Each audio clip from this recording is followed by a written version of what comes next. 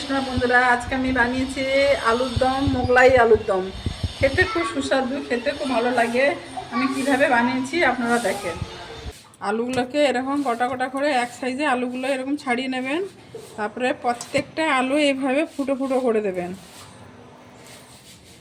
এভাবে প্রত্যেকটা আলু ফুটো ফুটো করে দেবেন, যাতে এতে লবণ, তেল, মশলা সব কিছু ঢুকে যায়। এভাবে ফুটো ফুটো করে দিলে আমি সবকটা আলু এভাবে সবকটা আলু ফুটো ফুটো করে দিয়েছি। এবারে যা যা মশলা দেয় আমি এবার দিয়ে দেবো। প্রথমে আমি পরিমাণ মতো লবণ দেবো, 1 চামচ মতন হলুদ দেবো।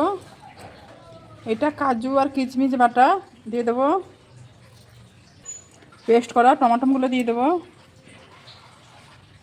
সামান্য কটা গোলমরিচ দিয়ে দেবো। লঙ্কা গুঁড়ো দিয়ে দেবো। ধনে গুঁড়ো দিয়ে দেবো। 1 চামচ জিরে গুঁড়ো দেবো। 1 চামচ সবজি মশলা। 1 চামচ কাশ্মীর লঙ্কা গুঁড়ো দিলাম। কস্তুরি মেথি সামান্য দেবো। কেটে রাখা টমেটো অল্প দিয়ে দেবো।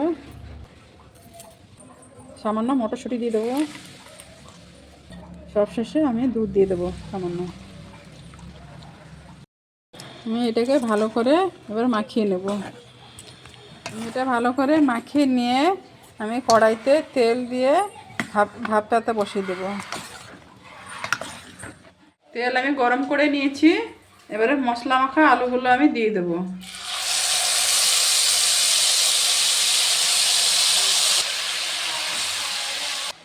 যেই পাত্রে মশলা মাখিয়েছিলাম সেই পাত্রে জল নিয়ে সামান্য ধুয়ে আমি দিয়ে দিলাম।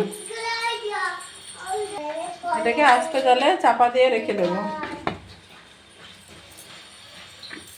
মোগলাই আলুর দমে আমি সামান্য বাটার দিয়ে দিলাম, ধনে পাতা ছড়িয়ে দিলাম।